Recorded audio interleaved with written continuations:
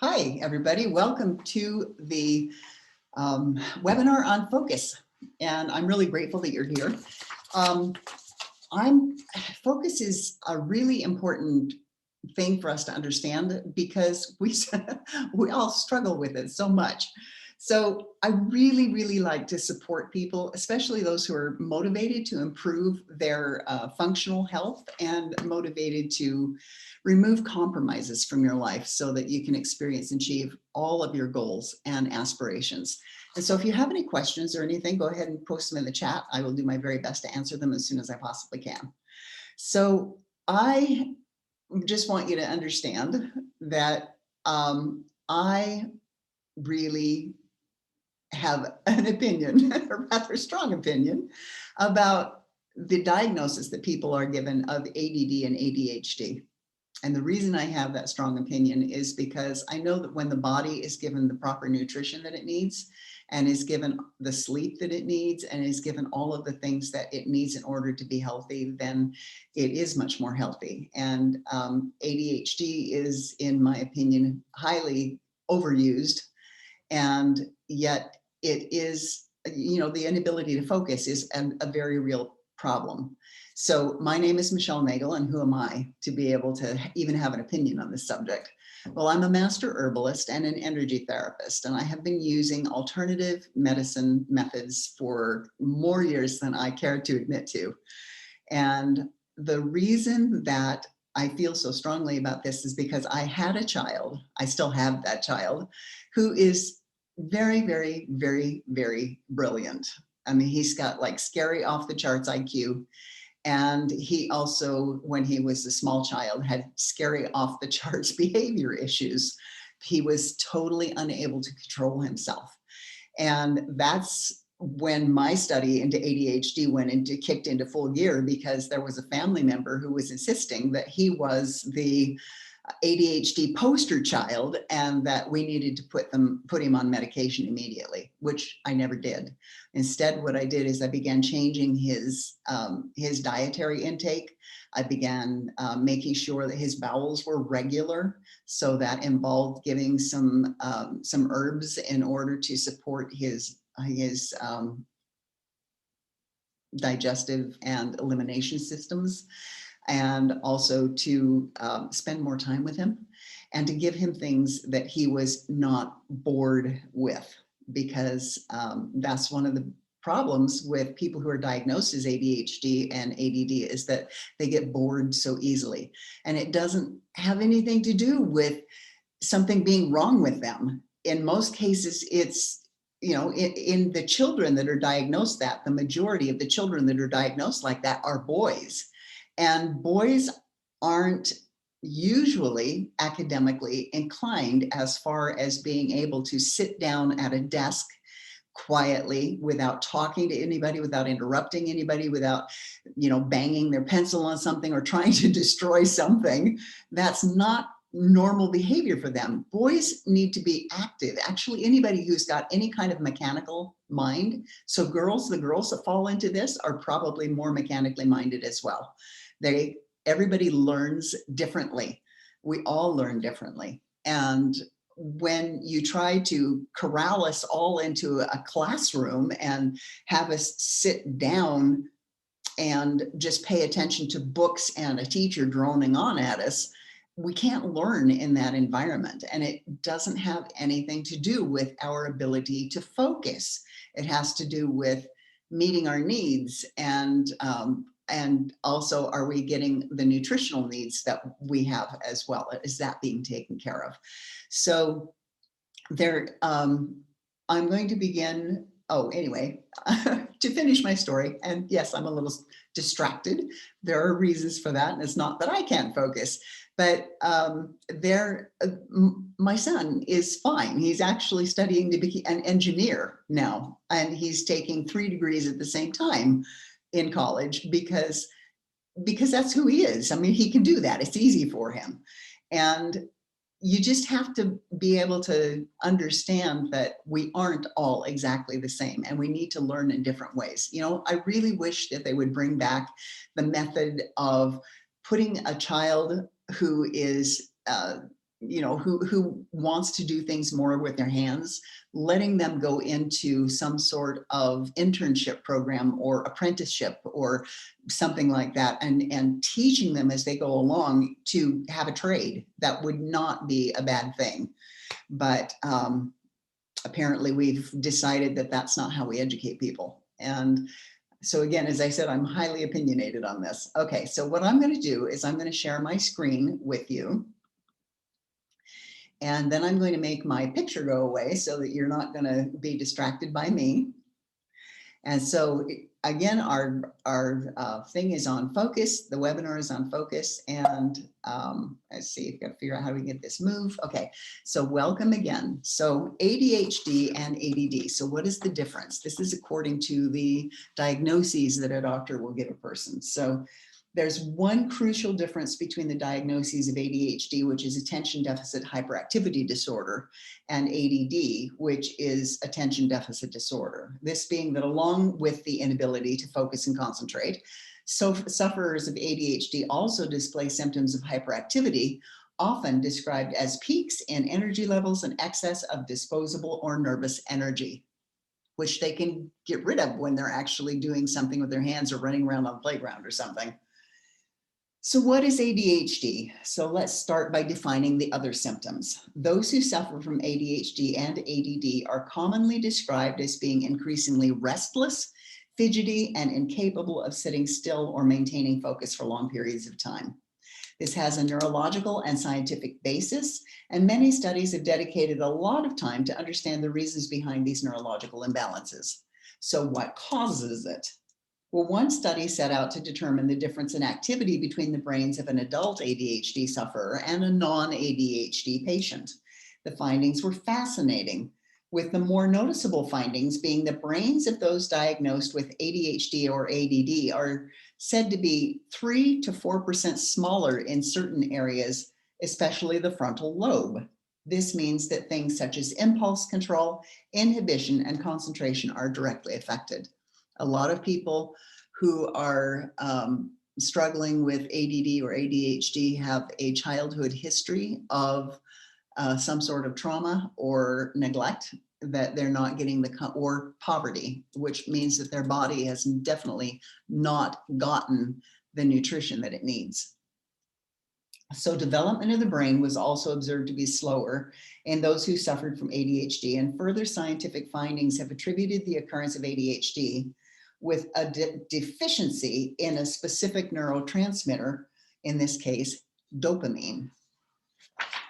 So the amphetamine Adderall, Ritalin, and other commonly prescribed ADHD and ADD drugs are unfortunately part of a multi-million-dollar pharmaceutical industry, which is dependent on the continued diagnosis of the disorder by medical doctors. As the diagnosis for children with both ADHD and ADD continues to rise, so does the requirement and expectation for drugs to treat them. However, as 11% of children in the US, which is approximately 6.4 million between the ages of 4 and 17, are considered by their doctors to be ADHD positive, it follows that many parents and caregivers for children of this age group don't feel comfortable treating the disorders with drugs. It's also not just children who display symptoms of ADHD. So this understanding has led to the surge in an interest of natural and holistic measures to alleviate the effect of ADHD and ADD imbalances without enlisting in ongoing drug use and dependency. So to properly treat the symptoms of these disorders naturally, instead of merely numbing the sensations with drugs, it's vital to gain an understanding of them on a deeper, more physiological level. Functional medicine comes in to play a major role. Functional medicine and alternative therapies, such as energy therapies, can make a big difference. Nutritional deficiencies and environmental factors are ultimately huge factors and cases of ADD and ADHD. So it's important to address these before immediately seeking medical treatment.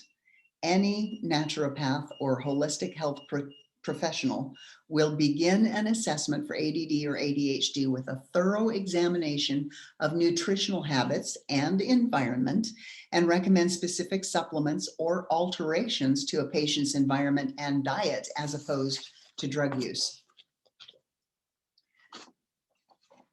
It's through prolonged exposure to these nutritionally boosting supplements and practices that the patient's ability to focus has increased and attention span improved. So if you look at the, let's see, so if you look at the neurotransmitter known as dopamine, it has been found to be a deficit in the brains of those diagnosed with ADHD and ADD. Scientists discovered that this was due to higher concentrations of the dopamine transporter, which prohibit dopamine from being moved to the next neighboring cell, thus slowing down and reducing the overall effects of it. So isn't that interesting? So if you've got an overabundance of the dopamine transporter, you would think that that means, oh, it works really well because there's so much of it, but apparently it actually slows it down and makes it so that the neurons can't connect with each other. The initial shift in medical understanding of both ADHD and ADD came when scientists began to notice that the hyperactivity associated with ADHD actually stemmed from a lack of ability to focus, bridging the gap between diagnoses of ADHD and ADD. So dopamine is also known as the motivation neurotransmitter and helps to regulate emotional responses and energy release. It follows so that increasing levels of dopamine can assist in increasing overall focus and attention span and regulating emotional responses to things that ADHD sufferers might find difficult to control. Dopamine is also associated with other cognitive related disorders such as anxiety and depression. And so seeking to increase the dopamine levels as a treatment for them has become more popular in recent years. So can dopamine be increased naturally? It's possible to increase dopamine levels without the use of drugs, which functional health doctors have focused in promoting in recent years. So ways to do this would include limiting sugar intake. Sugar's basically poison. I actually used to have a jar of it in my house, and it was in a mason jar with on the front of it was labeled poison, and that reminded us not to use it very much. Increasing magnesium levels. I don't actually think I have any sugar in the house at the moment as an afterthought. Sorry about that. Overall stress reduction. Taking natural supplements of tyrosine and phenylalanine amino acids, which can be found in foods such as bananas, eggs, beans, almonds, and apples, to name a few. And you can also purchase natural supplements of those proteins. So you would make sure that, like I said, that if you're not getting the amount of nutrition that your body needs, then you're going to have something's going to go haywire, which often manifests itself as ADHD, or ADD. So if you were to make sure that your body got all the nutrition that it needed, then you would have a reduction in challenges with the inability to focus. So as a lack of dopamine in the brain causes an increase in the likelihood of inflammation in cells associated with thought processes and functional mobility. The one huge effective way to combat ADHD and ADD alike is to incorporate more anti-inflammatory foods into your diet and or the diet of your family. Inflammation is known to have two notable varieties. A type of inflammation that is obvious and causes pain in joints and or motion, and another type being cellular inflammation. So as the name suggests, cellular inflammation happens on a much more cellular level and has much more subtle effects than the inflammation that you're used to hearing about. When the cells themselves are inflamed or swollen to above their naturally occurring size, it can cause disruption in the cellular signaling and responses that are required to maintain the body's optimum cognitive and physical functioning. It is this cognitive functioning which, when inhibited or disrupted, can result in behavioral, attention, and emotionally responsive difficulties, such as those exhibited by ADHD and ADD. What we call the standard American diet is the most inflammatory diet on the planet. It causes this cell inflammation. It causes brain fog.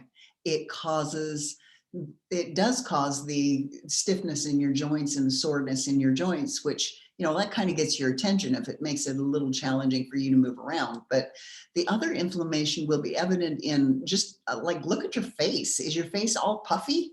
Do you feel like you've got abdominal bloat? Do you feel like, I don't know, like a marshmallow? That's actually cellular inflammation. It contributes to obesity, but it's also the cells themselves are inflamed.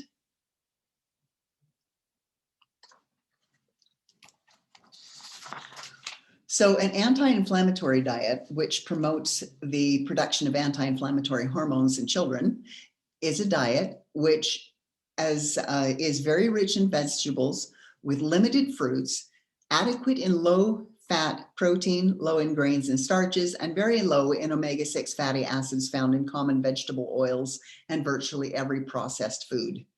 This diet has been proven to increase focus and productivity and even lower the instances of joint pain and depression. Now, in my opinion, I would eliminate the milk and the cheese too, because when I was in Switzerland with Dr. Petra Weckel, she said that cheeses are horribly inflammatory, as is milk. And the only cheese that she recommended for people who struggle with inflammation is sheep cheese, which I found really interesting. So, and also it's really cool because I have begun to see here in the United States sheep cheeses that are available. So when you go on to omega-3 fatty acids, which was the slide back here, they're essential fats that the body cannot reproduce. Your body can't do that by itself, and as such must be obtained from food. They also form the basis of anti-inflammatory reactivity, and whether through natural supplements or increasing the intake foods naturally high in them, it's advisable for ADD and ADHD patients to increase the levels of omega-3s in their body in order to reduce all types of inflammation as much as possible.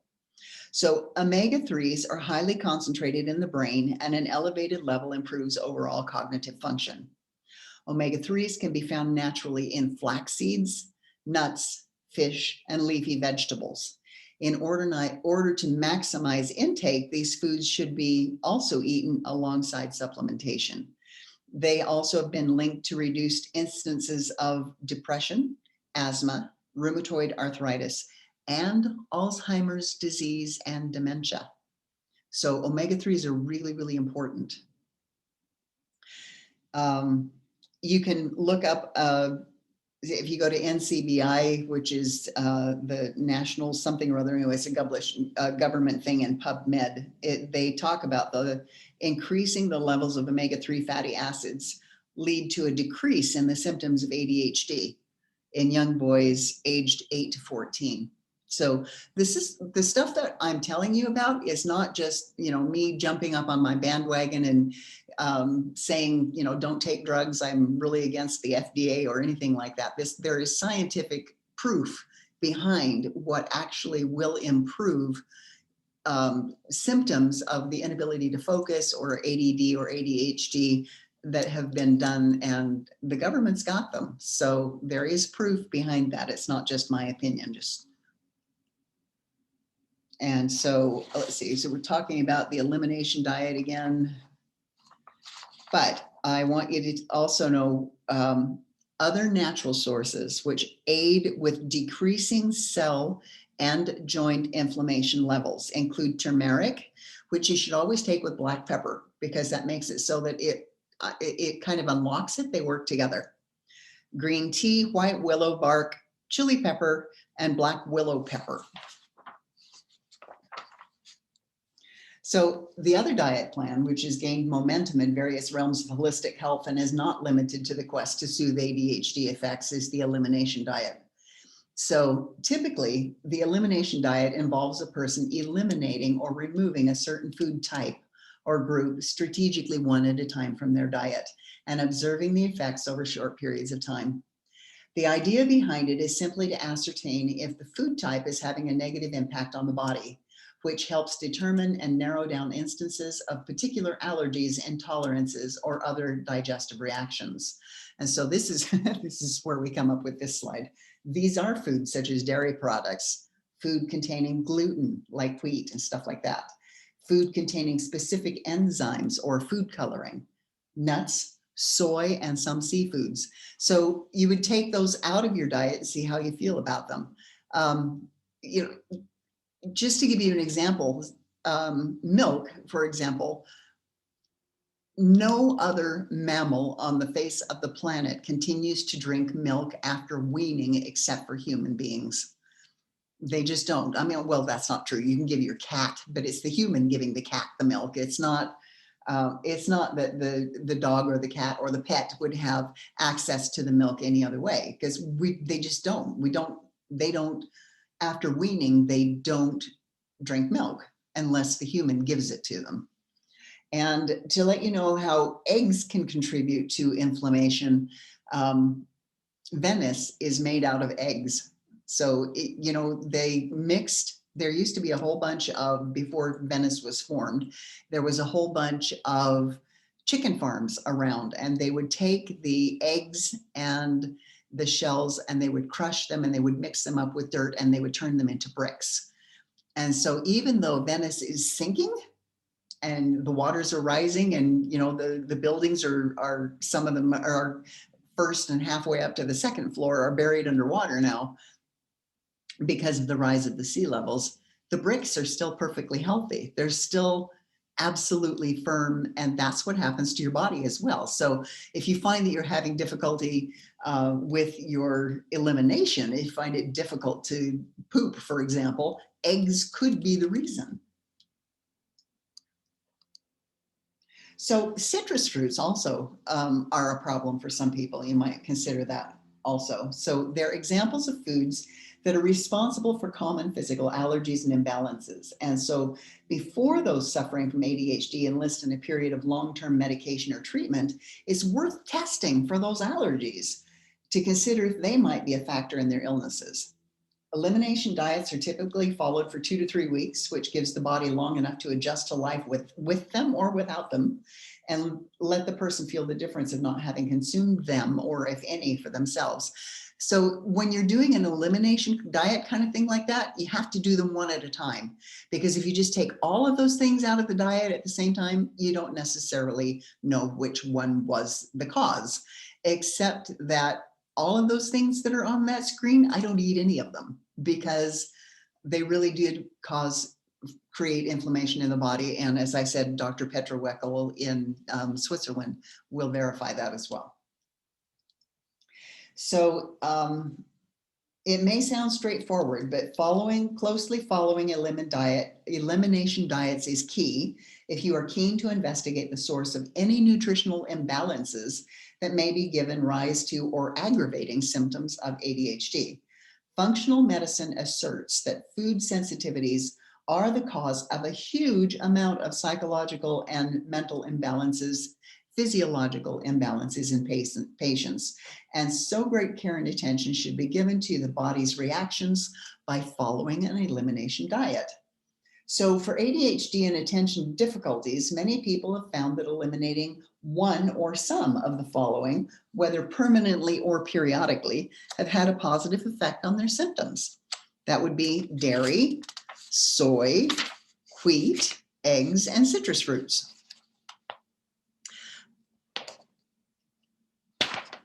Another area that calls into question the effects of various nutritional deficiencies in ADHD sufferers is the gut-brain connection, in which modern health studies have taken an increasing interest. The fact that gut and digestive health has been definitively linked to the brain and the thought processes which affect various other mental illnesses makes it obvious that it is a point of focus for anyone seeking to alleviate symptoms of ADHD with functional holistic methods. If you've ever experienced indigestion, you'll know how uncomfortable and stress-inducing it can be. It can render you incapable of focusing on any other task, and it can make you irritable and anxious to be around. For anyone who suffers from celiac disease, you might be familiar with such extremes of indigestion. Even if you're not celiac, we've all experienced the discomfort, negative emotions, and bad moods that can result from a period of indigestion. That's why it came as no surprise, or at least a little bit of a relief, to learn that gut health has significant parallels to our mental state, and several recent studies have proven that and publicized it. The theory is that gut bacteria are intricately linked with our brain by way of the nervous system, spinal cords, hormones, and immune system. The vagus nerve is the main communicator between these, and it transmits neurotransmitters from the base of the spine, which is conveniently located near the gut, to the brain.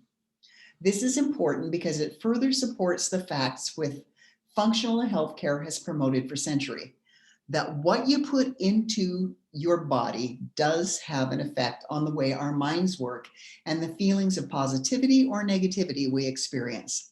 It supports the theories surrounding certain foods and their benefit or disadvantage toward promoting happiness and decreasing anxiety.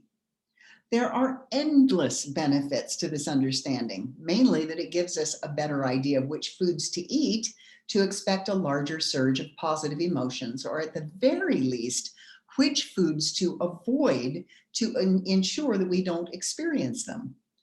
Fibrous foods and those with nutrients easily absorbed by the digestive tract are at the top of the list, while those with a denser composition rank lower. And they would be things like, let's see. So, something that has like fibrous, very fibrous, like kale or celery, or we don't get enough fiber in our diet to be able to move things through. But the problem is if you eat a whole ton of fiber and you don't drink enough water, then that causes a problem for you too. And water is really important.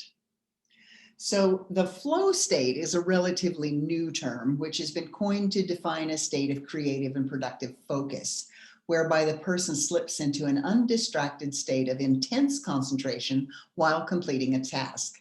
This is ultimately the complete opposite sensation to the state of constant stimulation and distraction experienced by those with ADHD, which again, though, if you were to give a child who's been diagnosed with ADD or ADHD, if you were to give them a game on a computer and let them play it, they would be absolutely absorbed and focused on that. And if that's the case, then they don't have ADHD, they have boredom. So the importance of the flow state can be measured on both a personal level.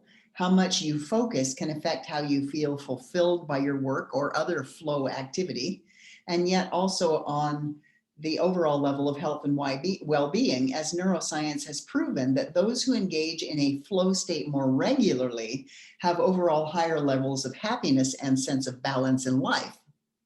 In terms of ADHD and ADD, there have been studies to show that it's not uncommon for individuals who suffer from these illnesses to flourish intently in particular areas of interest. Instead of being praised as an artist's entrance into flow state would be, however, those with ADHD experience a more linear and less controlled version, labeled hyperfocus.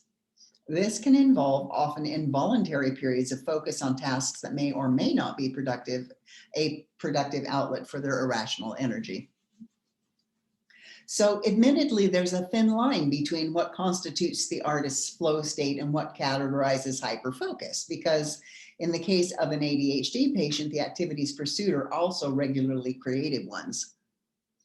As an article explains, hyperfocus can often occur at random and with no specific plan or end goal, aside from the experience of focus itself. That's why it's not always considered a good thing for ADHD patients to spend too much time in hyperfocus. While it can give rise to positive and productive output, it is equally as likely to cause heightened confusion and sporadic periods of irrational focus, which is just a natural byproduct of focusing too much on the computer or the phone or the iPad or whatever it is. Hence, children who have to do all of their schooling online because of the current pandemic really are going to struggle with having their behavior be more challenging. And it really is not that they have ADHD. It's just like, seriously, who wants to sit glued to a computer all day long and try to learn something from school? It just really doesn't work really well. The findings of the previous linked article would suggest that although those with ADHD find it, quote, impossible to focus on other more trivial and fleeting aspects of life and responsibilities, that they do possess the potential and ability to complete tasks. They just can't direct this energy. So, functional medicine encourages the use of natural methods to gain clarity over the individual's mind and ability to harness the energy which gets so easily misdirected. Most of us struggle with the squirrel syndrome. We get distracted easily, and it's not that there's anything wrong with this. It is a symptom of the world that we're living in. And giving ourselves the grace to understand that these are really challenging times, and also to not beat yourself up if you have difficulty focusing is really important. Functional medicine practices suggest by engaging more regularly in the activities which do stimulate and create a heightened awareness of their focus and intent, that people who struggle with focusing can begin to strengthen the pathways they've created, which allow tasks to get completed and learn to direct this energy elsewhere. This awareness can be cultivated in several ways, and it differs from person to person. So some of the more common methods include incorporating daily mindfulness, meditation, and yoga techniques into your child's day or to your own day, because these activities help draw awareness to mentality, emotions, and thought patterns, and can be an invaluable skill for those who suffer with the inability to focus. Reading a book. The simple act of reading a book has been adapted to screen time as Kindles and phone apps take over. Reading increases the ability to focus, and encouraging anyone with ADHD to cultivate consistent reading habits will help them overcome focus issues. And it's really helpful if they actually have the tactile book to hold on to, because holding on to the book, the sensation of the fingertips of turning the pages, those kinds of things are really important as well. Notice when they are at their most focused or productive, and take note of the following. What were they doing? Who were they with? What environment are they in? What have their activity levels been like? What have their recent eating habits been like? How would you rate their overall mood, satisfaction, or anxiety levels? And then use this information to determine the patterns and habits which need altering and improving. I have another child, I have 4 of them, so I have lots of examples. I have another child that I knew if I gave that child a cookie, that they would be like a ping pong ball, especially at bedtime. And it only takes 1 cookie. So as an example, I had gone to an event, it was later at night. I didn't want this child to have a cookie, but my husband wanted the child to have a cookie because he thought that they were being deprived. And so I said, okay, fine, but you get to put the child to bed. And so, he's being all full of himself. And he said, okay, fine. And so he not only gave the child 1 cookie, he gave the child 2 cookies, because I don't know, it was kind of in your face kind of a thing. And I really was completely hands off for bedtime that night. And he came out at one point just with this frantic look on his face, and he said, I never realized how you were right. It's like, I should not have given this child those cookies. So what is the child doing? What have they been eating? It really is important. Finding your flow is a great way to give those who suffer from ADHD or ADD a way to recognize their own thought patterns, and therefore more successfully access a sense of focus when it's necessary. This awareness can also help during a period of unintentional hyperfocus, as if the patient can recognize their irrational activity, it helps them to shift the focus out of it and onto more productive tasks.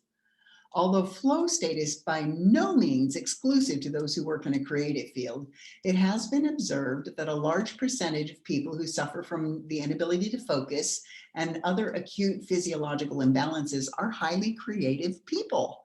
Find something for them to do. Let them use their hands. Let them create something. Just let them do it, because that's part of it. It's part of the I guess the susceptibility to the inability to focus is how much time do you spend being creative. So this would suggest that the inability to focus is simply an excess of creative energy and potential that a lack of direction has caused to manifest as irrational and unpredictable behaviors. Excuse me. Developing emotional intelligence is key. If we are to expect the patients who've been diagnosed as ADHD to become capable of processing difficult thoughts, emotions, and urges alone. It's one thing to become aware of their imbalances and irrationality, and yet it's another thing entirely to put steps in place to overcome or gain control of them. Emotional intelligence is something that can be significantly improved over time, which allows it to be categorized in the functional medicine sphere of holistic treatments. It's been proven that having high levels of emotional intelligence contributes to overall competency in work and job life, as well as heightened levels of security in relationships. In terms of the diagnoses ADHD and many other related physiological disorders which can be treated holistically, improving emotional intelligence can only serve to help the individual become more keenly aware of his or her thoughts and emotions. Being present, being able to focus on that is really important. This in turn helps them to implement strategies to overcome difficulties or imbalances when they arise, as the key to any lasting change is awareness, after all. There have been suggestions that imply that those with the inability to focus have lower levels of emotional maturity, and as such, it follows that increasing these levels would have a positive effect on counteracting the diagnoses of ADHD. So you can take a test to determine your current level of emotional intelligence on the internet. They've got those all over the place. And there are ways to increase it and improve it too. Music is another natural, all natural drug-free remedy that has been proven to improve symptoms of, quote, ADHD brain or the inability to focus, and help those who struggle with focus to concentrate more intently on the task at hand. So does it help to have the music on when you clean the house? Do it. It's just whatever it will help to get you to finish a task. Many music studies have shown that the parts of the brain activated by hearing certain frequencies and rhythms of music are associated with the overall areas of focus required to complete tasks. Therefore, many adults with ADHD have reported that playing certain kinds of music while trying to study or engage in another kind of productive task has helped them gain focus and clarity while enabling them to complete tasks which would have been impossible before. But how? Well, the rhythm and structure which music provides can be extremely soothing to the brain that's having difficulty focusing, which struggles to process thoughts and mental patterns. It can help to regulate thoughts and make them a little bit more linear, as a typical well-structured piece of music has a clear beginning, middle, and end, and doesn't get sidetracked or distracted by a million different external factors along the way, like the hyper-focused thoughts do. Music also flares up synapses in the brain, which are associated with dopamine levels. So we're talking about, having low dopamine. So listen to more music, play more music, do more stuff with music. The dopamine is a vital hormone which is required in the regulation of ADHD-related mental patterns. There are a number of different frequencies and styles which people have found to work for calming ADHD. It differs for everyone. So it's worth taking the time to test out different pieces of music and frequencies before settling on one. They have done a study which looks at the effect of music on the time processing element in the brains of children with ADHD and how their perception of time and music production differs from others, both before, during, and after listening to a certain type of music.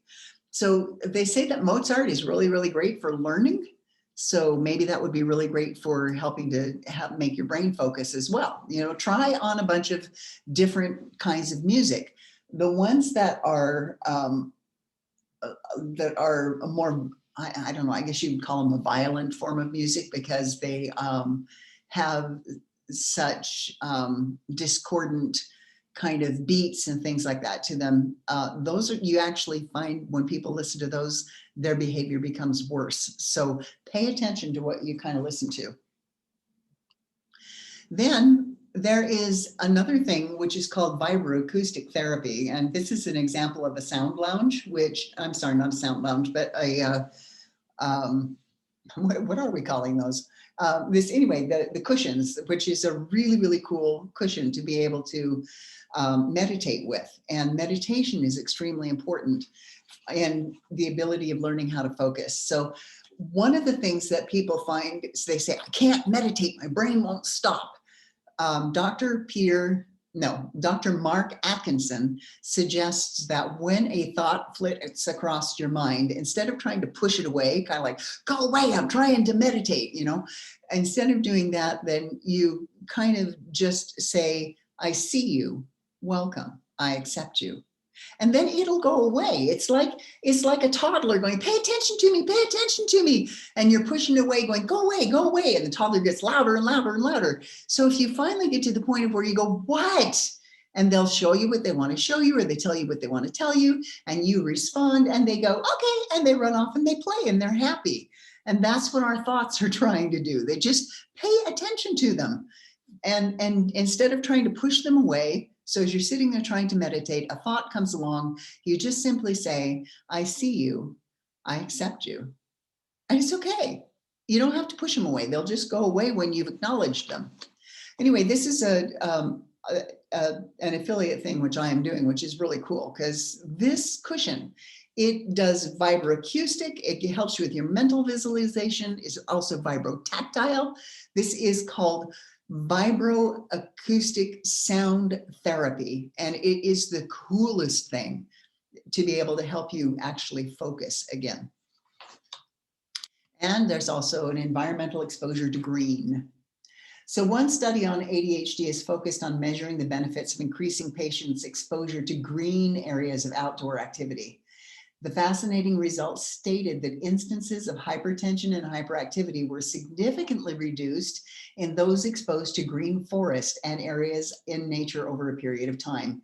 And the recommendations to parents of children who are having difficulty focusing, it should be children in general, golly, include increased outdoor activities, as not only will this help in terms of exercise, but it also serves to put the child in touch with the grounding forces of nature. And if they've got grass around, let them go barefoot, because that will actually help them ground. Where possible, to move current indoor activities into a green outdoor space. While it's not practical for many lifestyles and environments, the study clearly shows that expanding environmental boundaries helps with regulating ADHD patterned thoughts. Other environmental factors. There are numerous other environmental factors which can be adjusted naturally to maximize ADHD sufferers' ability to focus, and these include diffusing essential oils in the home environment can induce a calming response in the nervous system, helping the overactive part of the brain to function at a more manageable pace. Or decluttering. It may sound like a basic thing to do, but ensuring that one's home environment contains as little clutter as possible is a surefire way to lower levels of anxiety. So many of the holistic measures we have for treating ADHD stem from the centuries-old lineage and practices of ancient Chinese medicine. These ancient naturopaths used all natural methods and remedies to soothe the ailments of their villages and shared the belief that all beings belong to one or another of their grouping of the elements: fire, wood, ether, water, or metal. This identification with one another of the elements corresponds to the way the individual manifests and acts within the world. Chinese medicine then attests that for all imbalances within these elements, be they mental, physical, emotional, or spiritual, there is a corresponding element or natural practice in existence which can be used to bring it back into balance. So while everyone contains all of the elements to some extent, there's often an imbalance, which leads to particular dominance in one or the other, leading to extremes of behaviors and thought patterns involved in those who Western medics have diagnosed with ADHD. So Dr. Cowan, a pediatrician in New York, applies the principles of traditional Chinese medicine to his treatment of children who present with ADHD symptoms.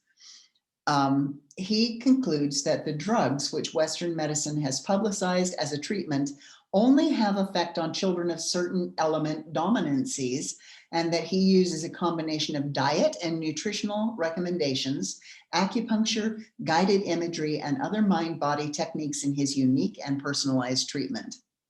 The conclusion that functional medicine draws from this is that each child or adult who presents with ADHD is each processing a different set of circumstances, external and internal imbalances, with overall personal experience of the illness, which makes it difficult to understand how a generalized pharmaceutical prescription by medical doctors is expected to work for them at all. The personalized nature of holistic treatment and natural medicine today echo the age-old teaching of the Chinese herbalists, and it's easy to see how many are beginning to favor the natural approach as opposed to ingesting unknown compounds. While yoga, mindfulness, and meditation have become increasingly popular as beneficial activities for both physical and mental health, little has been said about the potential benefits for relieving the symptoms of ADHD. As mindfulness and meditation aim to anchor the mind into the present moment and encourage the strengthening of overall self-awareness, it follows that these effects could potentially help with alleviating the symptoms of ADHD too. While many treatments focus on children and alleviating their early signs of ADHD, mindfulness is one of the few methods which can be implemented and effective at any age. The schools that are implementing mindfulness into their programs are having amazing success. The goal of becoming aware of one's thoughts and habitual thought patterns is merely the first step. As with ADHD, it can become increasingly frustrating to redirect or change these habitual thoughts once awareness has been gained. But mindfulness has definitely caused a stir in the world of adult ADHD treatments. Mindfulness meditation stimulates and strengthens the response in the brain, which deal with focusing attention and regulating emotion responses, two of the most problematic symptoms of ADHD. Many first-time meditators on the ADHD spectrum find that the most difficult thing with this kind of treatment is that regular practice and intent is required to see results. It rarely becomes evident after 1 or 2 sessions unless you do the vibroacoustic sound therapy. It does. Yet the following regardless of frustration and or difficult beginnings with mindfulness, most adults who use it as a means of reducing ADHD symptoms see results after short periods of committed practice. It remains one of the most accessible functional treatments for ADHD, as many courses, videos, and tips on how to start your own practice can be followed and found online. And contact me if you're interested in learning more information about vibroacoustic sound therapy, or how that can help with your meditation, something called brain tap, the things that will be able to help you actually get into your brain to figure out the nutrition, what does your brain need exactly to be able to help you focus better and have the kind of quality of life that you want. So we are almost finished with focus today, and we're sure you've received a lot of information, which might take a lot of time to process completely. So there's lots of methods that we talked about today that you can try for yourself at home. And I'd love to know which functional health method are you most interested in trying. So that would be really great if you were to connect with me. So I'm done giving you like things right now, but I'd love to be able to give you more information. Oh, that's a comma. You can Connect with me at michelle@isoulshift.com. And I would love to be able to help you find a way to, through nutrition and alternative methods, to be able to get the focus that you need and the health that you need, that you're looking for. So I'm going to stop sharing here and put my video back on and say thank you so much for joining me today. So again, if you want to connect with me, my email is michelle@isoulshift.com, and I would love to be able to support you in becoming more focused, helping your children become more focused. This is really a difficult time. Trying to do online learning, online school for children is nigh on impossible. So I would love to be able to help you, each of you, as much as I can. So thanks for joining me today, and have an awesome and wonderful rest of your day. Bye.